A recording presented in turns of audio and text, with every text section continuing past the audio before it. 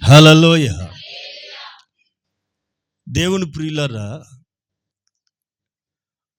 దేవుడు సృష్టి ఆరంభంలో ఒక్కొక్క రోజు ఒక్కొక్క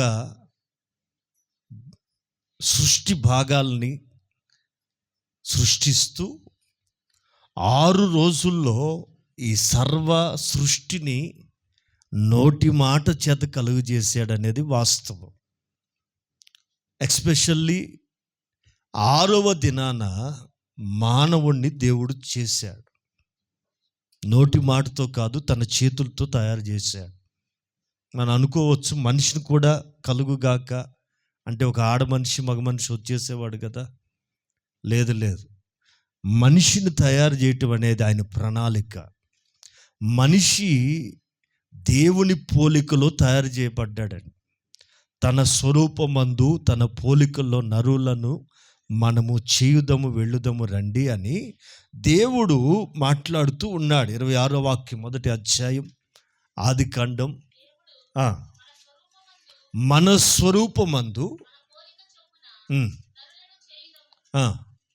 దము చేయుదము, బహువచనం, ప్లూరల్, బహువచనం, ఇద్దరు లేక ముగ్గురు మాట్లాడుతున్నట్టుగా అక్కడ కనబడుతుంది.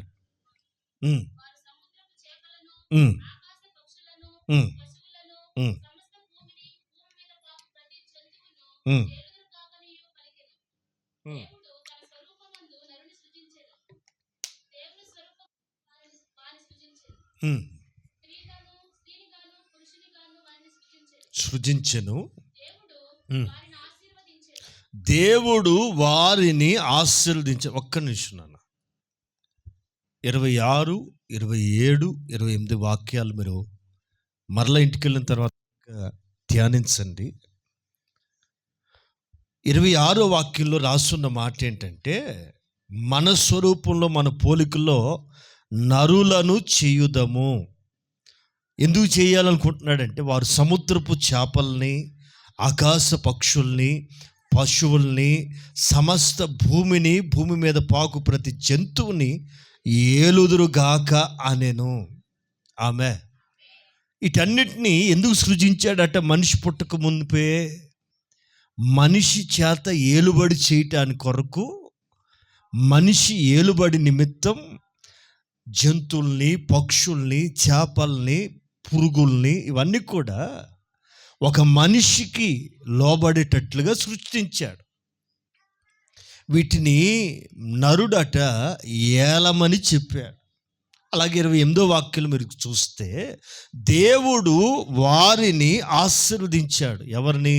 స్త్రీగాను పురుషునిగాను సృజించినటువంటి దేవుడు వారిని ఆశీర్వదించాను. చాలా విలువైన మాట్లాడిన మీకు అందరూ తెలిసినవే. మరొక కోణంలో మరొక విధంగా ఈ రోజున ధ్యానం చేద్దాం.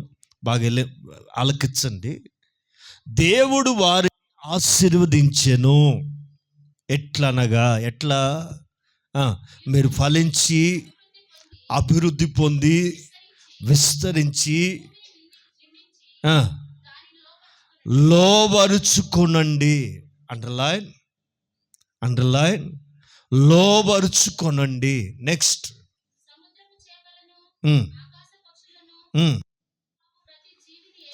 భూమి మీద ప్రాకే ప్రతి జీవిని ఏలండి అని ఏమని చెప్పాడు? లోబరుచుకొనుడి, ఏలండి అని చెప్పాడు. తలపైకెత్తాలి. క్లుప్త సమాచారం చెప్పి ముందుకెళ్ళిపోతాను.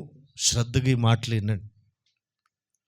దేవుడు మనల్ని తన పోలికలో సృజించాడు. పోలిక వీళ్ళ నాన్న బుద్ధిలో వచ్చినాయండి. ఈడికి కూడా ఆయనంతే ముక్కోపి, ఆయన కూడా అంతే చేయి తురద అంటారు కొంతమంది. తండ్రికి పోలికలు కొన్ని పిల్లలకు వస్తాయి. తండ్రి నడిచినట్టే నడుస్తారు. తండ్రి చేయి కుడి చేతి, కొంతమందికి ఎడమ చేయి రాత ఉంటుంది, కొంతమందికి ఎడమ చేయి వాటం, అది అందరికి రాదు. అలా పేరెంట్స్కి ఎవరికైనా ఉంటే, వాళ్ళ ఫ్యామిలీలో ఎవరికి ఉంటే వాళ్ళకు కూడా వస్తాయి కొన్ని పోలికలు అంటారు. దేవుని పోలికల్లో ఒక పోలిక ఏంటంటే రూలింగ్, ఏలుబడి చేయటం. ఏంటది? ఏలుబడి చేయటం. ఏలాలి. దేవుడు సర్వ సృష్టిని ఏలుబడి చేస్తున్నాడు. మనల్ని కూడా ఆ పని కొరకే చేశాడు అనేది ఇక్కడ పాఠం. మనం ఎందుకు సృజించబడ్డాం? ఏలుబడి చేయటానికి, లోబర్చుకోవటానికి. లోబర్చుకోవటం అంటే కంట్రోలింగ్. ఈ పెళ్లి ప్రమాణాలప్పుడు పెళ్లి కూతురు బలి చెప్తుందండి. ఏది? పాస్టర్ గారు చెప్పిందల్లా అప్పు చెప్తుంది. ఏబడి? నీ భర్త ఆ రోజు మొదలుకొని లోబడితే యేసు రక్తం చేయం. ఎందుకని? ఆయన చెప్పాను. నాకైనా ఇష్టపూర్వకం చెప్పానా? ఆయన చెప్పమన్నాడు, చెప్పానండి. ఎవరెవరికి లోబడాలి? ఏమండి? లోబడటం అంటే తలవగ్గటం, కంట్రోల్. ప్రియులారా, కొన్ని మంచి విషయాలు ఇప్పుడు లేఖనాల వెలుగులోంచి మనం నేర్చుకుందాం. శ్రద్ధగా వాక్యాన్ని ఆలకించాలి.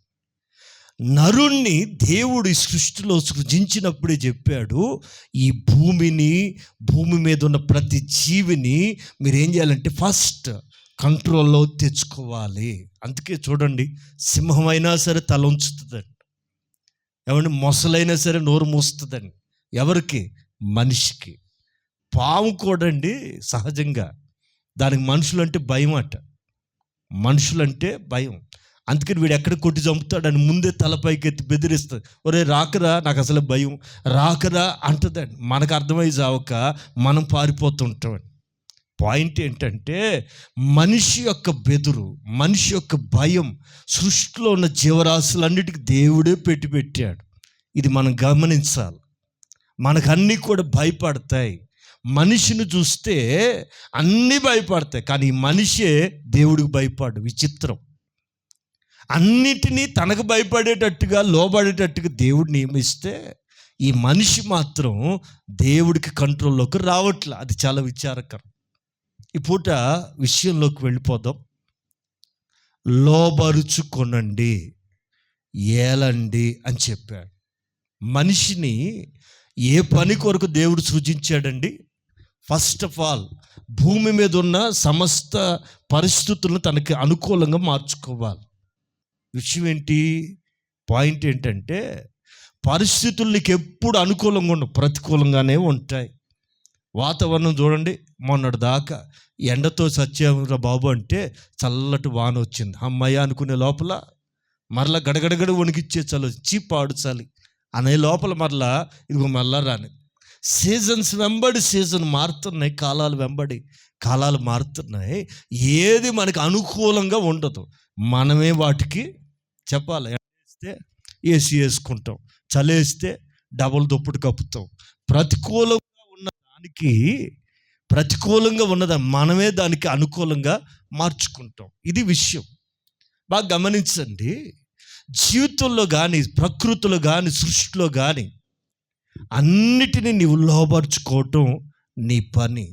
నీకు అనుకూలంగా నీవు స్వాధీనపరచుకోవటం పని.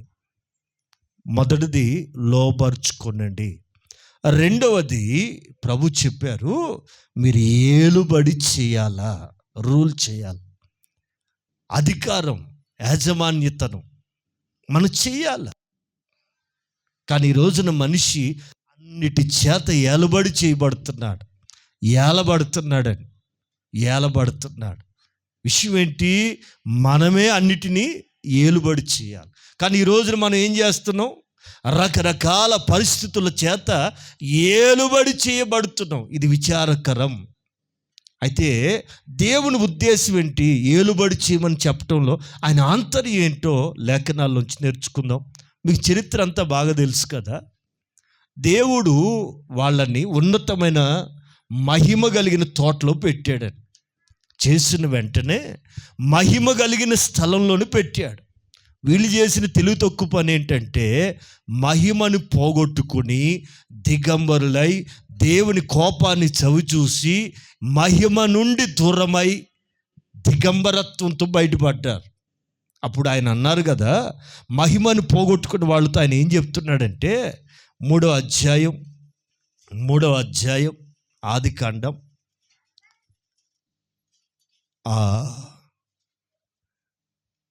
11వ వాక్యం నుంచి చదువుదాం. ఇక ఎన్ని తెలుసు కదా. 15 వాక్యంకి వచ్చామా? 15 వాక్యంకి వచ్చా. మీరు బాగా గమనించండి. ఎప్పుడైతే వీళ్ళు దేవుని ఆజ్ఞను అతిక్రమించారో, ఎప్పుడైతే దేవుని ఆజ్ఞను మీరారో, ఆజ్ఞాతిక్రమమే పాపం.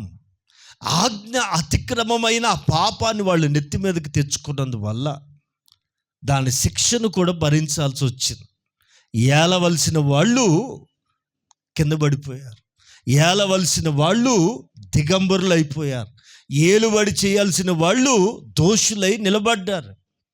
వాళ్ళకి శిక్షగా ఆయన అన్నారు కదా ఆదాంతో, ఒరే బాబు, ఇంతవరకు నీకు ముఖ చెమట తెలియదు, నీ బ్రతుకు దినములన్నిట కూడా ముఖపు చెమట కార్చే కష్టపడి ఆహారాన్ని తింటావు, అంతేనా? ఏమంటాడు 10వ వాక్యంలో?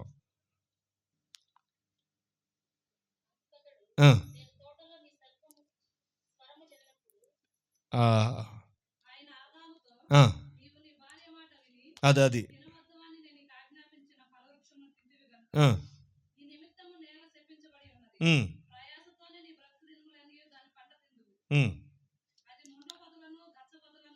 పద్దెనిమిది వాక్యం చదువుతున్నారు కదా అమ్మా, అంతేనా? 15 నుంచి చదువుతున్నారు.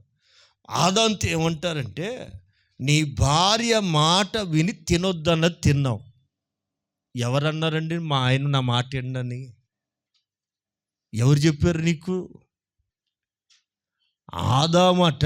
ఆదాము ఎవరు? మొట్టమొదటి పురుషుడు. ఎక్కడ అత్త పోరు లేదు, అమ్మమ్మ పోరు లేదు, ఏ పోరు లేను. అత్త లేని కోడలట ఉత్తమురాలట. ఎవరామే? అత్తమ్మ లేని కోడలు ఉత్తమురాలట. ఎవరావిడే? అవ్వమ్మ. అది కూడా తెలియదు, అత్తమ్మ లేకుండా పుట్టింది కదా. అసలు ఆ పోరే లేదు. ఎంత ధన్యురాలో కదండి.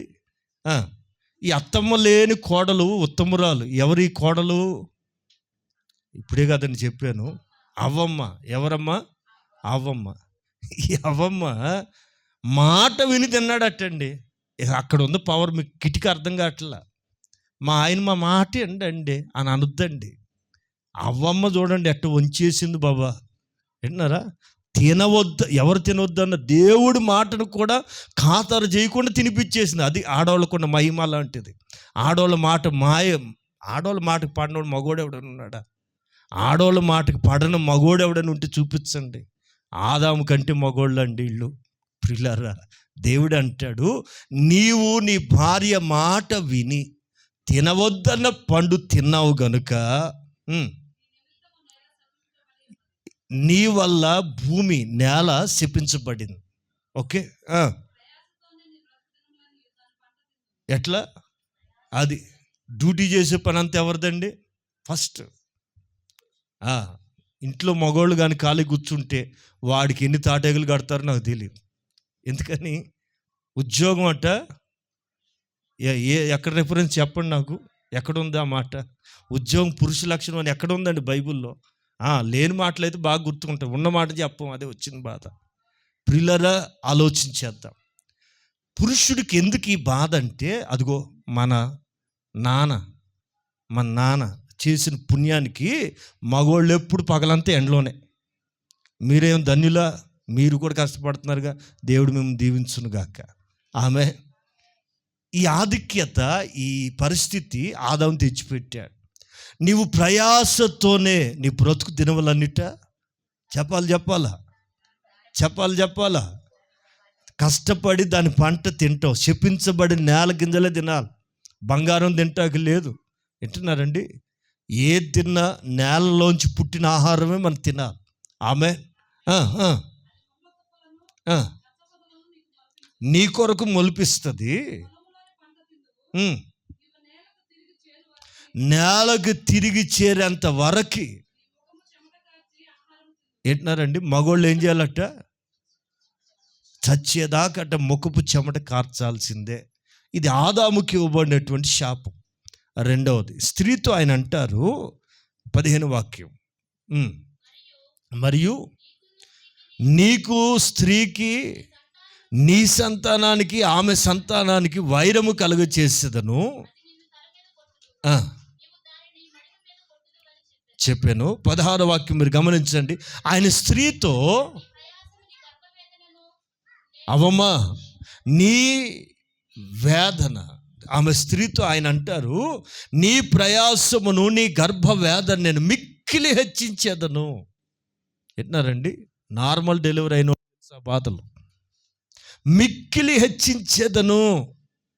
ఓకే, వాస్తవానికి జీవరాశుల్లో ఏ జంతువుకి డెలివరీ అప్పుడు ఈ బాధ ఉండదండి, స్త్రీకే.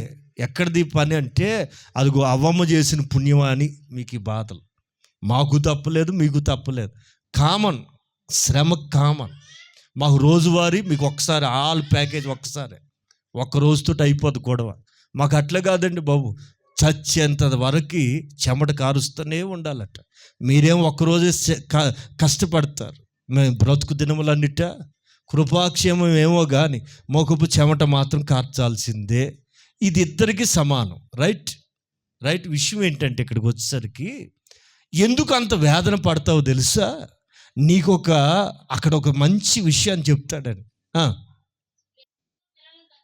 వేదనతోనే నువ్వు పిల్లలను కంటావు. అండర్లైన్, నీ భర్త ఎడల నీకు వాంఛ కలుగును, ఏలును. పురుషుని లక్షణం ఏంటంటే భార్యని, కుటుంబాన్ని ఏలాలి. ఏలటం అంటే మీదపడి తన్నటమా? కాదండి. ఏలటం అంటే తిట్టడమా? కాదండి. అన్నిటినీ పరిపాలన చేయాలి, మేనేజ్మెంట్ చేయాలి. House management belongs to male. తెలుసా? యజమాని అంటే మేనేజ్మెంట్ చేయాల. మేనేజర్ అంటే ఏంటండి? బ్యాంక్ మేనేజర్ అంటారే, మా అల్లుడు బ్యాంక్ మేనేజర్, వాడుకున్న టెన్షన్లు ఎవడికి ఉండవండి. మేనేజర్లకు బాధ ఇంత అంత కాదండి.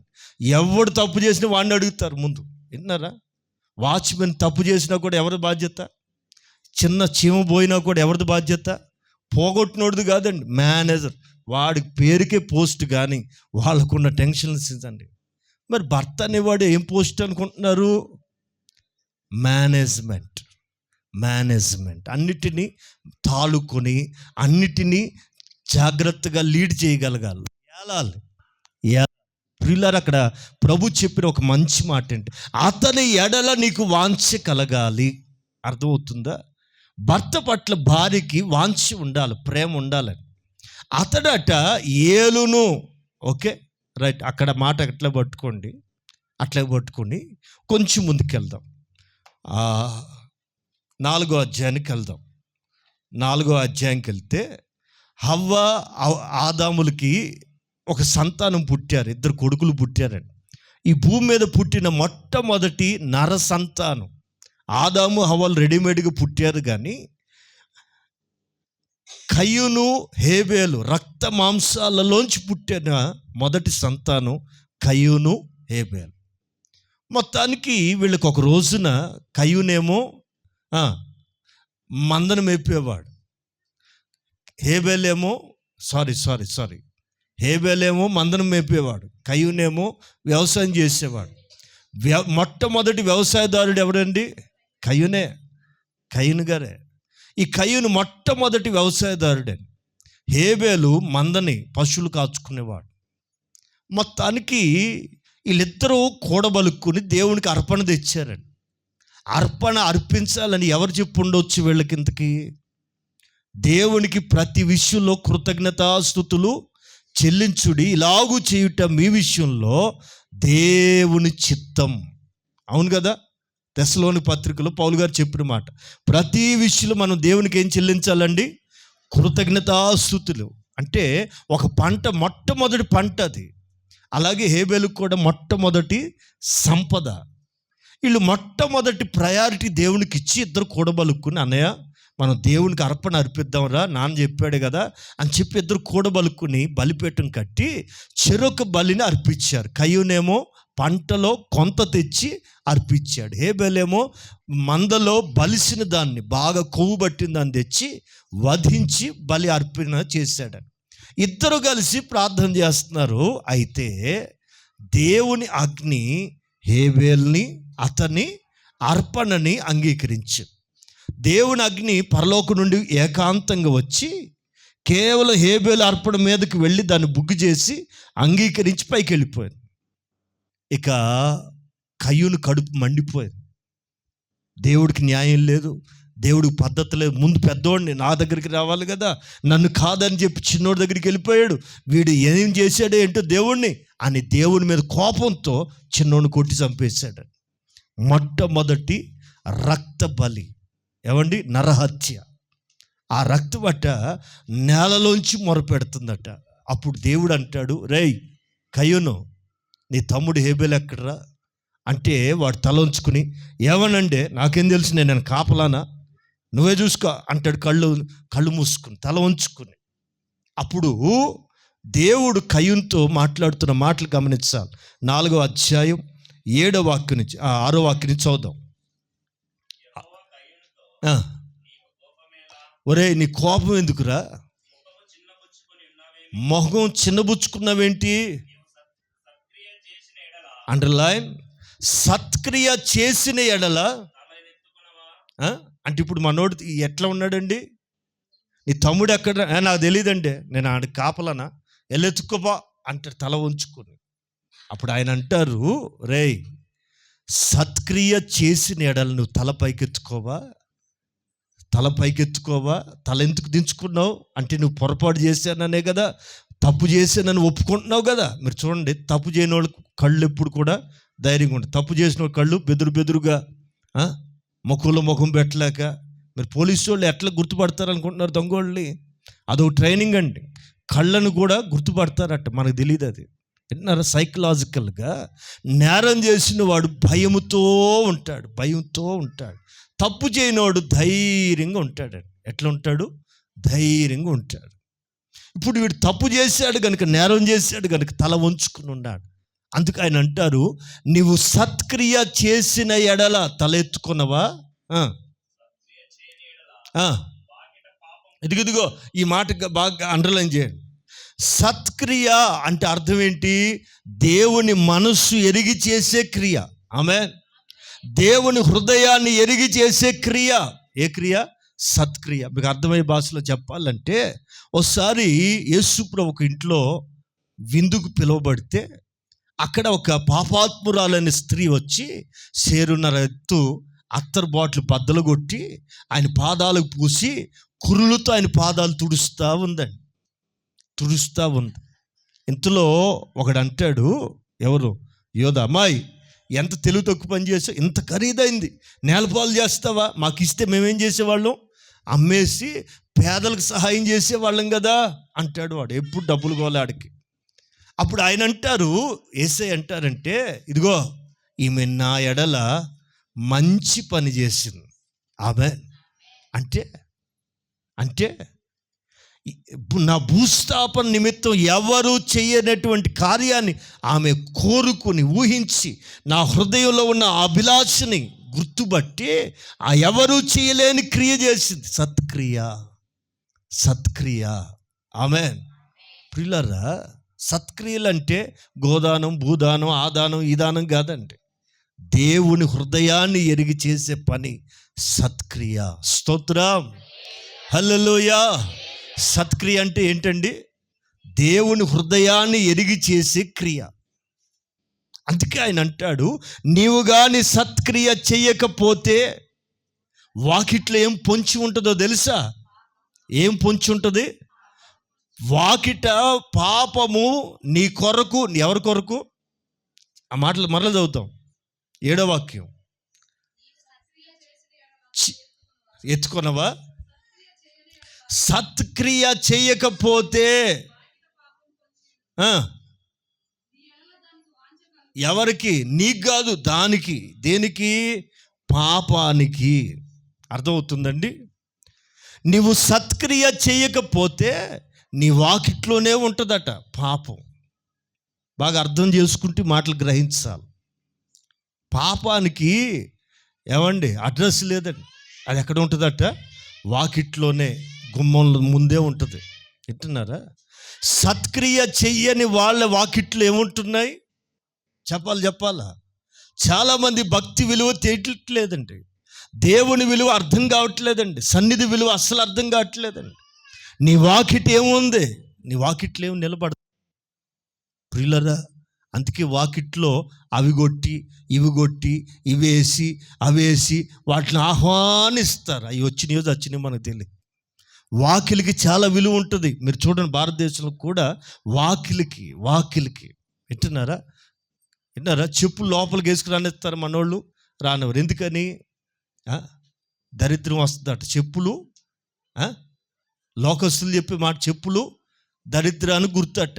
అది మరి బైబిల్ ఏమంటుంది? తప్పిపోయిన కుమారుడు తిరిగి వస్తే వాడికి చెప్పులు ధరింప చేయండి, సమాధానం.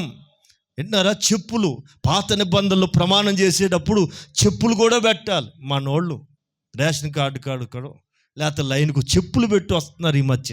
ఏది మనిషి పోతే 10 రూపాయలు చెప్పులేక. విన్నారు? నీ పక్షంగా నిలబడే లైన్ ఏంటండి?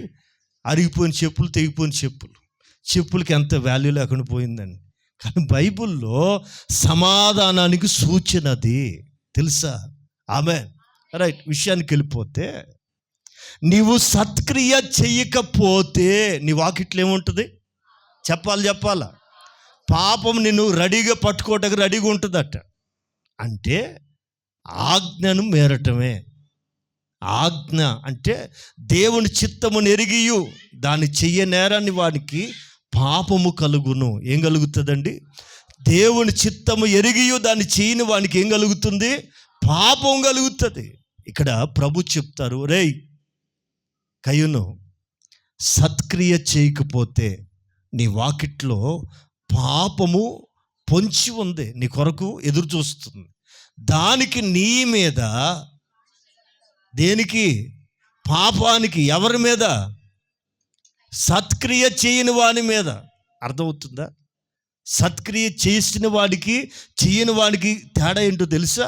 చాలామంది మందిరానికి రాకుండా, సహవాసం లేకుండా, దేవునితో సంబంధం లేకుండా తిరుగుతుంటారు. వానిని ఏమి మోహిస్తున్నాయో తెలుసునా? వాంఛ కలిగి ఉంటున్నాయో తెలుసునా? వాళ్ళ మీద అదే చాలామంది మందిరానికి రాలేకపోవటానికి, లోకంలో కలిసిపోవటానికి, లోక వాంఛలు పడిపోవటానికి, దేవుని సన్నిధిలో నిలబడలేకపోవటానికి సత్క్రియలు చెయ్యనందువల్ల. ఇంకా చెప్పాలంటే యోహాను సువార్తలో ఇది ఇట్లా పట్టుకుని 3వ అధ్యాయంకి వెళ్దాం. యేసు ప్రభువు వారు అక్కడ చక్కగా చెప్తాడు. ఈ చీకటికి సంబంధించి, వెలుగుకు సంబంధించిన ఆ వ్యత్యాసాన్ని మీరు గమనించినట్లయితే 3వ అధ్యాయం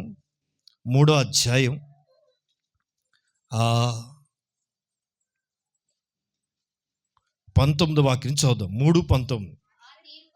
ఆ తీర్పు ఇదే, వెలుగు లోకంలోనికి వచ్చెను. ఎట్లా?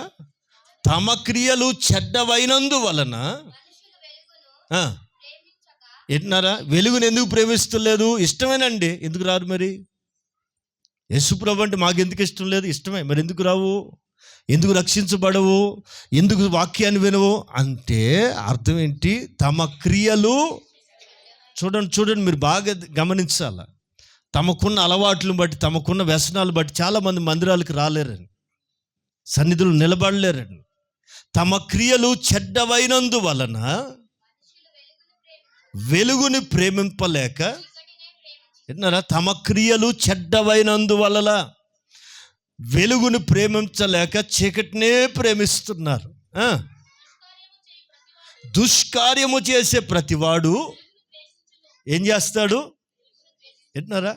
వెలుగును ద్వేషించే ప్రతి వాడిలో ఏమన్నట్టు? దీని మాట బట్టి దుష్కార్యం అంటే చెడ్డ కార్యాలు చేస్తున్నారనే అర్థమవుతుందా? యేసు ప్రభు సత్యవంతుడని, పరిశుద్ధుడని లోకమంతటి తెలుసు. మరి ఎందుకు ఒప్పుకోర్రా? ఎందుకు ఒప్పుకోరు మీరు? తమ క్రియలు దుశ్చర్యలు అయినందువల్ల, తమ క్రియలు దుష్క్రియలు అయినందువల్ల వెలుగు వద్దకు రారు. తమ క్రియలు తన క్రియలు దేవుని మూలంగా చేయబడి ఉన్నవని ప్రత్యక్షపరచబడినట్లు వెలుగునొద్దకు వస్తారు. స్తోత్రం, హల్లెలూయా. కయ్యూనా, నీవు సత్క్రియ చేయకపోతే వాకిట పాపం పొంచి ఉంటుందిరా. దానికి నీ మీద వాంఛ కలుగును. దేన్ని వెళ్తావు? దేన్ని ఏలాలని చెప్పాడు ఆయన? భార్యకి నీ ఎడల వాంఛ కలుగుండ్రా, నువ్వు ఆమెను ఏలాలని చెప్తే ఈ కయ్యూను ఏం చేశాడు? సత్క్రియ చేయనందువలన పాపము పొంచి ఉంది. ఆ పాపానికి ఇతని మీద వాంఛ కలిగింది. కయ్యూను దాన్ని ఏలుతున్నాడు. ఈ పాఠాన్ని ఎత్తిపట్టి మనం అర్థం చేసుకోవాల్సింది ఏంటంటే, ఏలాల్సిన వాటిని ఏలకపోతే ఏలగూడని వాటి మీదకి మనం వెళ్ళాల్సి వస్తుంది. ఇది పాఠం. పిల్లరా, కుటుంబాన్ని ఏలుకోవాలి, పిల్లల్ని ఏలుబడి చేయాలి. చాలామంది బాధ్యతలు తీసుకోరండి. బాధ్యతలు తీసుకోకుండా గాలికి వదిలేస్తారు. తత్ఫలితంగా కుటుంబాలు చిన్న భిన్నం అవుతాయి. మీరు చాలా కుటుంబాలు గమనించాలి. బాధ్యత లేకుండా గాలికి తిరిగే కుటుంబాలు, వ్యక్తులు ఉన్నట్లయితే ఆ ఇండ్లు శాపంగా, దుఃఖప్రాయంగా, నరకప్రాయంగా మారిపోతుంది. కారణం ఏంటంటే, సత్క్రియ చేయకపోతే ఆ ఇంటి వాకిట్లో పాపము ఎదురు చూస్తుందట. పాపానికి ఈ సత్క్రియ చేయని వాని మీద వాంఛ కలుగుతుంది. ఈ సత్క్రియ చెయ్యని వాడు ఆ పాపాన్ని ఏలుబడి చేస్తాడు. అలాగా ఈ లోకంలోకి పాపం ప్రవేశించింది. సత్క్రియ చేయలేదు వాళ్ళు. ఏదేల్లో సత్క్రియ చేయనందువలన పాపం వాళ్ళని ఏలుబడి చేసింది. ప్రియులారా, ఈ పాఠాన్ని ఎలాగ పట్టుకుని ముందుకెళ్దాం. ఏలుబడి చేయటానికి మనం సృజించబడ్డాం. ఏలాలి, ఏలాలి, ఏలాలి. దేన్ని ఏలుతున్నావు? దేని చేత ఏలబడుతున్నావు? ఒకసారి పరిశీలన చేసుకుని మనం ఈ సంవత్సర ప్రారంభంలోనే ముందుకెళ్ళుదుముగాక. దేని చేత ఏలుబడి చేస్తున్నావు? దేని చేత? అసలు నీవే ఏలుబడి చేయాల్సింది పోయి పరిస్థితుల చేత ప్రభావితమై ఏలుబడి అవుతున్నావా? ఒకసారి ఆలోచించేద్దాం. ప్రియులారా, ఓ మంచి మాట చదువుకుందాం. సామెతల గ్రంథం 12వ అధ్యాయం 24వ వాక్యాన్ని ఒకసారి చూద్దాం. మరొకసారి ఇంకొంచెం గట్టిగా. శ్రద్ధగా పనిచేసేవాడు ఆమేన్. ఎట్లా పని చేయాలట? దేవునికి ఇచ్చిన పని శక్తి వంచన లేకుండా చేయి, అది ఆశీర్వాదం. వింటున్నారండి? దేవునికి అప్పగించిన పని ఏదైనా కానీ, విన్నారా? శ్రద్ధగా. చాలామంది కొన్ని పనులండి, ఇంటి పని ఒక రకంగా చేస్తారు, ఉద్యోగాల్లో చెప్పరే.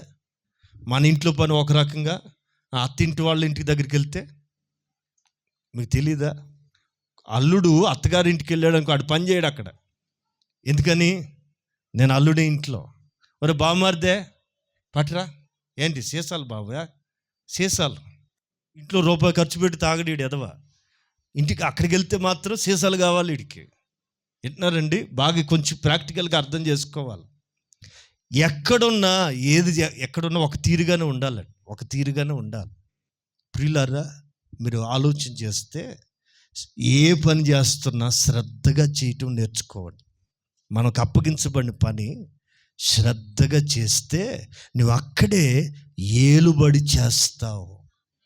యోసేపు చూడండి, తనకు అప్పగించబడిన లెవెల్స్లో నమ్మకంగా ఉన్నాడు, యథార్థంగా ఉన్నాడు, శ్రద్ధగా పనులు చేసిన వల్ల ఒకరోజు వచ్చింది, ఏ దేశంలో అయితే బానిసగా అడుగుపెట్టాడో అదే దేశంలో ప్రైమ్ మినిస్టర్ అయిపోయాడు. స్తోత్రం, హల్లెలూయా.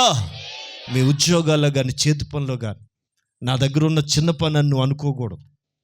దేవునికి ఇచ్చిన ప్రతి పనిలో గర్వపడాలి, సంతోషపడాలి. ఇది చిన్న పని, అవమానమైన పని అని అనుకోకూడదు.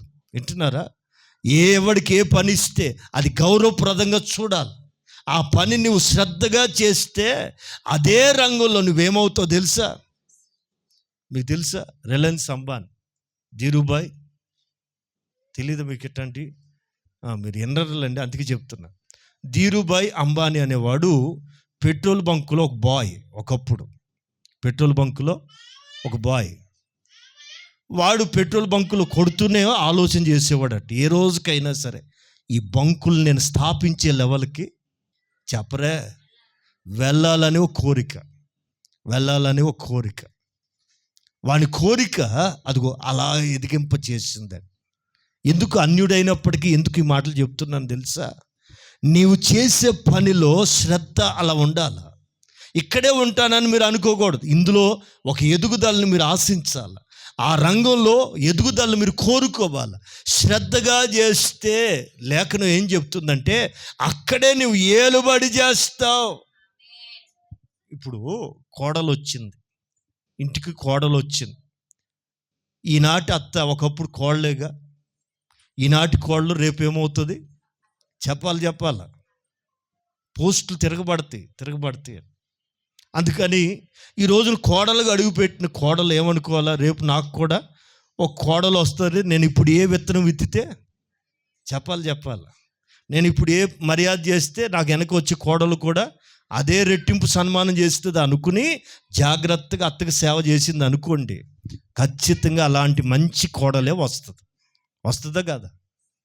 ఏంటన్నారండి? ఇక్కడ శ్రద్ధగా పనిచేసింది అనుకో, కొంతకాలం అత్తకి మామకి మరుదులకి సేవ చేసింది అనుకోండి, ఈ కుటుంబం ఆమెను ఏమంటారు, కొనియాడతారు. శ్రద్ధగా పనిచేస్తే అక్కడ ఏలుబడి. ఆమెన్. ప్రియులారా, మనకు అప్పగించబడిన పని ఏదైనా కానీ మీ పనిని శ్రద్ధగా చేయాలి. స్తోత్రం. శ్రద్ధగా పని చేయవాడు ఏలుబడి చెయ్యను. అది కాదు రెండో మాట చాలా బాధాకరం. ఏమంటే పని చేయకుండా సోమరిపోతుల్లాగా ఉన్నాం అనుకోండి, ఏం పనులుగా చెప్తారు వాళ్ళకి? తుడిచే పని, కడిగే పని అంటే మన చీప్ అని అనుకోకండి. వింటున్నారా? ఎక్కడ అడుగు పెట్టినా నా మాట ఏనండి, వెట్టి పనులు కాదు మీరు చేయాల్సింది, ఏలుబడి. ఆమేన్. మీరు అది ఎక్స్పెక్ట్ చేయండి, మీరు అది కోరుకోండి. దేవుడు మిమ్మల్ని అలా హెచ్చిస్తాడు. ఎక్కడున్నావు అక్కడే ఉంటాం అనుకోకండి. మీ దేవుడు మీ పోస్టులు మారుస్తాడు. స్తోత్రం. మీ స్థితిగతులు, మీ కష్టాన్ని, మీ ప్రయాసని దేవుడు చూస్తాడు. మీకు తెలుసా?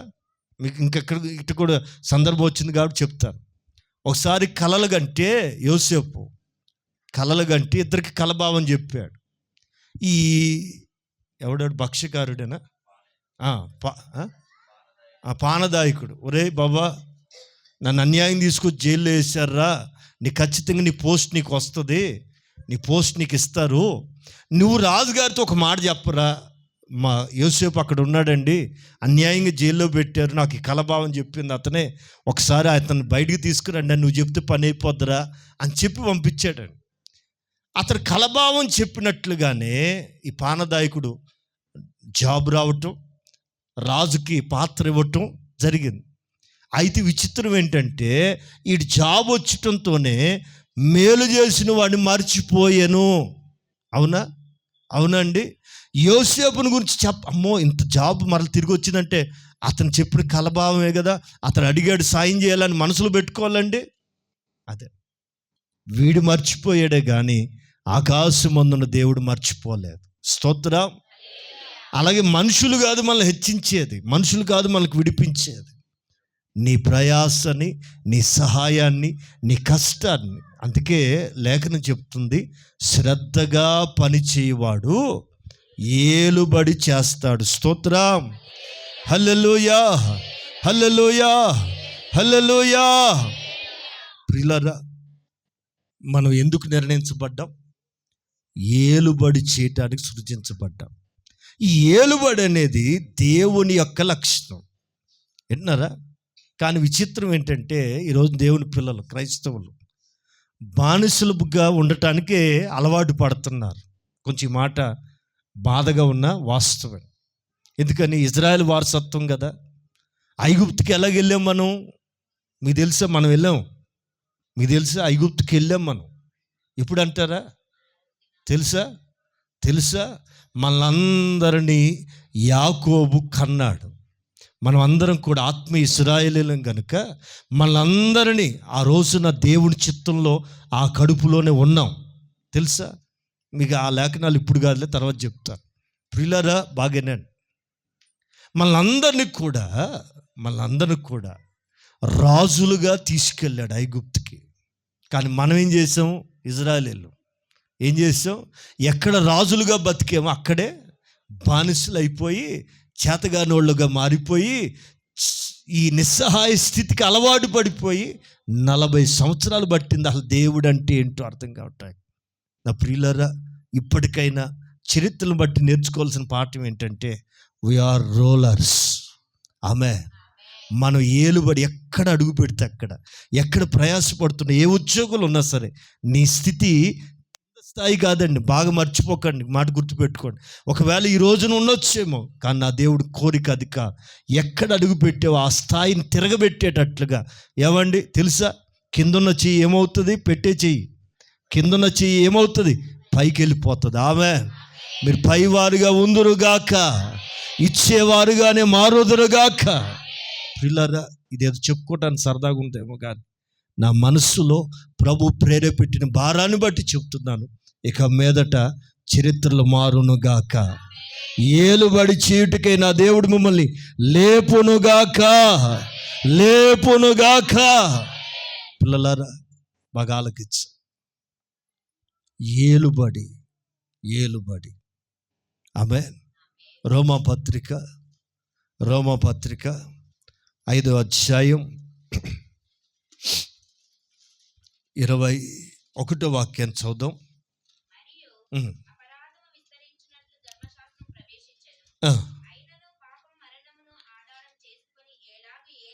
ఏమి చేసింది? అది కాదు, పాపము దేన్ని ఆధారంగా చేసుకుని వచ్చిందట? అది ఏలింది ప్రపంచాన్ని, లోకమంతటిని, మరణాన్ని ఆధారంగా చేసుకుని పాపం ఏలింది ఒకప్పుడు, క్రీస్తు రాకముందు. అయితే అలాగే అండర్లైన్, నిత్య జీవము కలుగుటకై నీతి ద్వారా, ఆమేన్, పాపమును ఆధారంగా చేసుకుని మరణము ఎలాగ ఎలిగిందో, నీతిని ఆధారంగా చేసుకుని కృపయు మన ప్రభు అయిన యేసుక్రీస్తు ద్వారా, ఆమేన్, నీతిని ఆధారంగా చేసుకుని కృప యేసుక్రీస్తు ద్వారా ఏలు నిమిత్తం. ఈ రోజున రక్షించబడిన వారిని ఏమి వెళ్ళాలి? ఆమేన్. బాప్తిసం పొందిన దేవుని బిడ్డ, ఎప్పుడైతే యేసు రక్తం చేత నువ్వు కడగబడ్డావో అప్పుడే దేవుని కృప నీ మీదకి దిగి వచ్చిందనేది గుర్తుపెట్టుకోండి. కృప కావాలని ఏడవాల్సిన అక్కర్లే. ఎప్పుడైతే యేసు రక్తం నిన్ను కడిగిందో, ఎప్పుడైతే యేసు రక్తం చేత నువ్వు కడగబడ్డావో ఆ రోజు నుంచి దేవుని కృప నిన్ను వెంబడిస్తుందనేది వాస్తవం. నీతి ద్వారా కృపయు మన ప్రభు అయిన యేసు క్రీస్తు మూలంగా ఏలు నిమిత్తం. నిన్ను ఏం వేలాలి? అప్పులా? నిన్ను ఏం వేయాలి? శాపమా? నిన్ను ఏం వెళ్తున్నాయి? అసమాధానమా? ఈరోజు మొదలుకున్నవి నిర్మూలం అవునుగాక, ఆగిపోవునుగాక. నిన్ను ఏలాల్సింది ఏంటి? కృప. స్తోత్రం. మన ప్రభుని యేసుక్రీస్తు ద్వారా కృప ఏలు నిమిత్తం. అది ఎక్కడ పాపము విస్తరించిన కొలది అక్కడికి మన దేవుని కృప వెతుక్కుంటూ మన దగ్గరికి వచ్చింది. దేనికంటే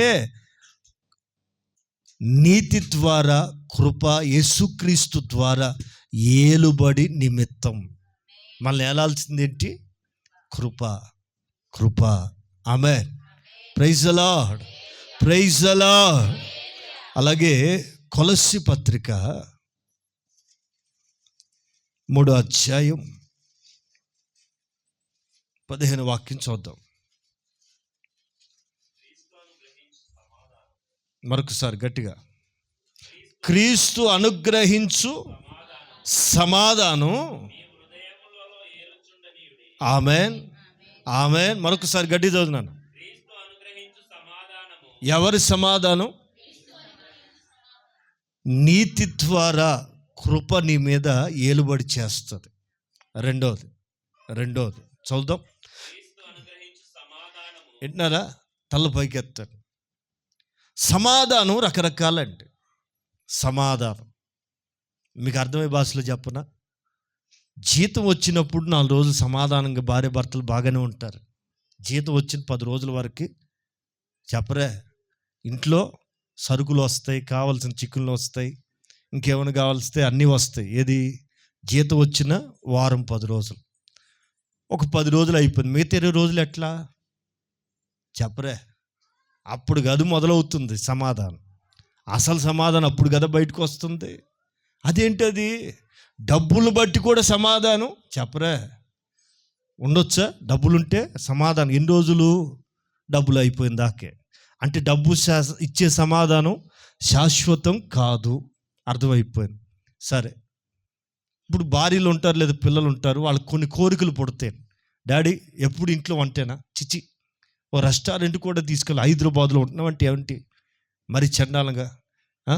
హౌసింగ్ బోర్డు నిండా ఎన్ని హోటళ్ళు ఉన్నాయి, వాళ్ళు బాగు చేయాలంటే ఎట్లా? వాళ్ళు బతకొద్దాం, మరి ఒక పూట పోదాం అని కోరిక పుడుతుంది. తీసుకెళ్ళాడు. అక్కడ కూడా సమాధానం, ఒరే మీకేం కావాలరా? తల్లికొకటి, పిల్లకొకటి, ఇక అందరికంటే చీపిరిది అది వాళ్ళ నాన్నకే, ఎందుకు బిల్లు వాసిపోతుంది కాబట్టి. ఇది సమాధానంగా తినొచ్చినట్టేనా? చెప్పాలి మీరు ఓపెన్గా మాట్లాడుకుందాం. మరి వెళ్ళింది దేనికి? అడిగారని, కాదంటే యుద్ధం జరుగుద్దని, డబ్బులు లేకపోయినా ముక్కు మూసుకుని ఆయన తీసుకెళ్ళాలి. సరిది వెళ్ళారు. మనస్ఫూర్తిగా తింటున్నారా? మనస్ఫూర్తిగా ఇప్పిస్తున్నాడు ఈయన.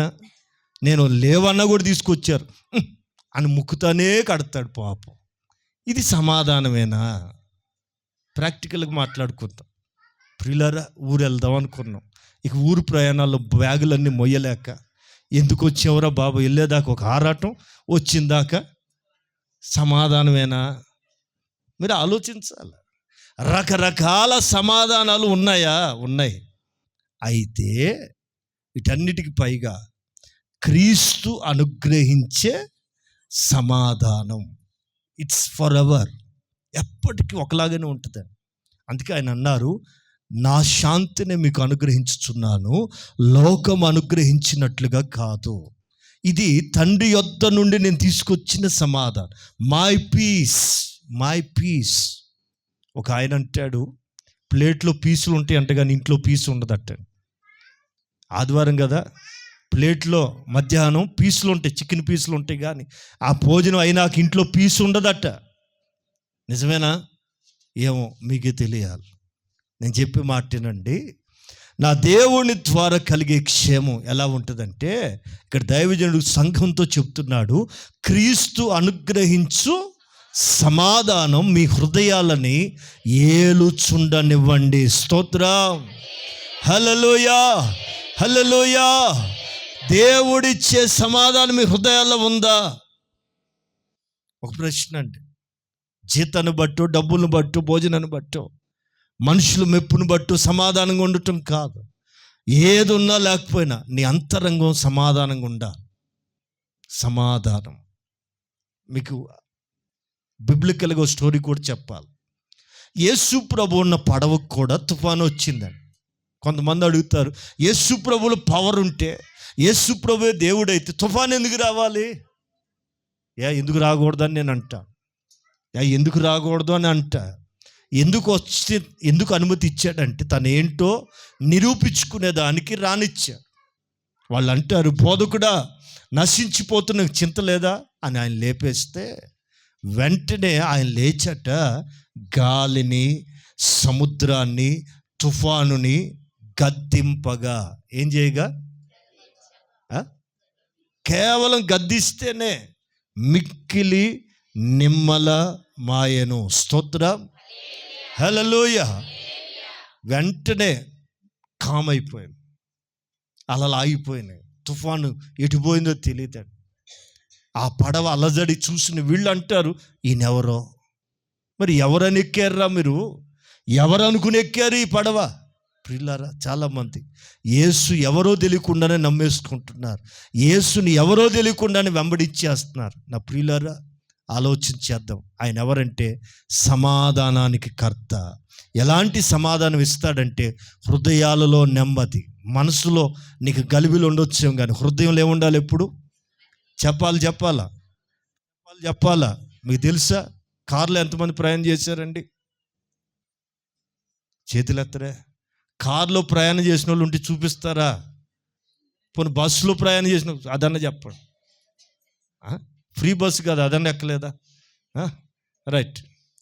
కారులో వెళ్ళేటప్పుడు గాలి ఎదురవుతుందా లేదా? చెప్పాలండి బాబా. గాలి వస్తుందా లేదా? అద్దాలు తీస్తే తెలిసిపోద్ది ఎంత గాలి వస్తుందో. గాలి బయటే కానీ లోపల ఉంటుందా? అద్దాలు మూసేది ఎందుకండి? బయట అలజడి బయటే, లోపల మాత్రం ఏసీ పెట్టుకుని స్తోత్రం చెల్లించమని పాట పాడుతున్నావే, ఎక్కడిది సమాధానం? అలజడి బయటే కానీ లోపల ఉండకూడదు. అలాగే మనసుకి కలవరం ఉందేమో కానీ హృదయంలో మాత్రం ఎప్పుడు ఏముండాలా? చెప్పాలా? అర్థమైన వాళ్ళు ఇప్పుడు గట్టి చెప్పండి. నేను చెప్పిన మాట అర్థమైన వాళ్ళు ఏం చెప్పాను ఇప్పుడు చెప్పండి. ABCDF అన్నట్టు ఉంది. విన్నారా? మనసుకే గలిబిలు ఉంటుందండి. బట్ ఇన్ యువర్ హార్ట్ ఇది కలవరపడితే మనిషి అవుటే. దీన్ని కలవరని పడినక్కడ ఇది టెన్షన్స్ ఉంటాయి మనసు నుండి, ఎవడుకుండే వాళ్ళకు ఉంటాయి. బట్ ఇన్నర్ సమాధానం ఇది ఎవరిస్తారంటే నా ప్రభు అయిన యేసుక్రీస్తు. ఆమేన్. క్రీస్తు అనుగ్రహించే సమాధానం మీ హృదయాల్ని ఏలనివ్వండి. ఇంతవరకు లేదా? అనుభవం లేదా? అంతా నీ నెత్తిన కలవరపడిపోతున్నావా? ఎట్లా బతకాలి, ఎట్లా కట్టాలి, ఏం చేయాలి? నీకెందుకు దిగులు? నువ్వు నమ్ముకున్న దేవుడు నీ భారాన్ని పంచుకోగలిగిన వాడు, నీ యొక్క భారాన్ని మోయగలిగిన వాడు. సిలువనే మోసాడే, నీ దోషాలే మోసాడే, నీ కష్టాన్ని పంచుకోలేడు అనుకుంటున్నావా? నా మాటిను ఏలనివ్వు. ఇది ఏలుతుంటే నువ్వు దేనికి భయపడవు, రేపటిని గురించి కలవరపడవు. నా మాట ఆత్మపూర్ణుడై చెప్తున్నాడని. చాలామంది ఈ రోజున అదే పరిస్థితుల్లో వచ్చి మాట్లాడుతున్నారని నాకు తెలుసు, నా దేవునికి తెలుసు. అందుకే మరలా క్లియర్గా చెప్తున్నా, మనసుకు శాంతి లేకపోవచ్చు కానీ హృదయాన్ని మాత్రం ఏలనివ్వండి.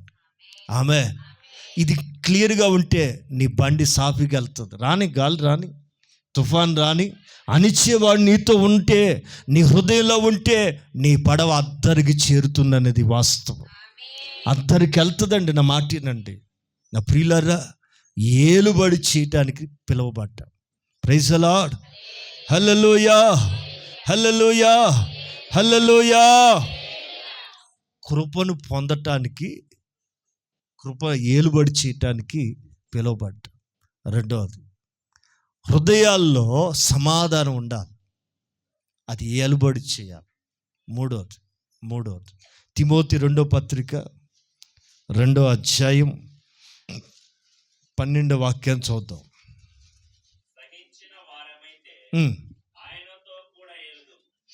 మరొకసారి 11 కూడా చదువునాలా? ఈ మాట నమ్మదగింది. ఏ మాట? ఎట్లా? బాప్తిస్మంలో ఆయనతో కూడా చనిపోయిన వారము అయితే. ఆమె చనిపోతే బ్రతుకుతాం, ఇది వాస్తవం కూడా. పాత మనిషి చచ్చిపోవాల, అప్పుడే నువ్వు బతకగలుగుతావు. విన్నారండి? తన ప్రాణాన్ని కాపాడుకునేవాడు దాన్ని పోగొట్టుకొను. నా నిమిత్తం తన ప్రాణాన్ని పోగొట్టుకునేవాడు దాన్ని కాపాడుకొనును. ఆమె మన క్రీస్తుతో కూడా చనిపోయిన ఎడల ఏమైతే ఈ లోకంలో ప్రతి పరిస్థితిని, ప్రతి సమస్యని మనం ఏం చేయాలండి? సహించాలి. ఏం చేయాలండి? సహించాలి. చాలామందికి అన్నీ ఉంటున్నాయి కానీ కొంచెం సహనం తక్కువైపోతుంది. వింటున్నారా? సహనం కూడా ఉండాలి. సహించిన వారమైతే ఆమేన్. ఏమేమి సహించాలా? హెబ్రీ పత్రిక చక్కగా భక్తుడు రాస్తాడు. అవమానాన్ని నిర్లక్ష్య పెట్టి, ఆ మాటలు భలే ఉంటాయి. తన ఎదుట ఉంచబడిన నిర్లక్ష్య పెట్టి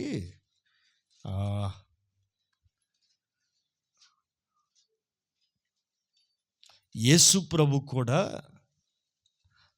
అవమానాన్ని నిర్లక్ష్య పెట్టాడట. 12వ అధ్యాయం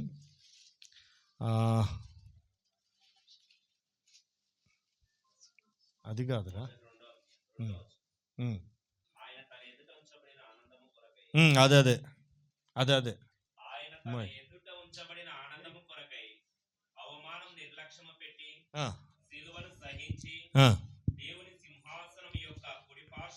ఆ.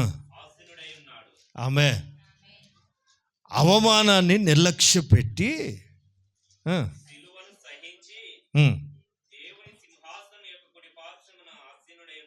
ఆమె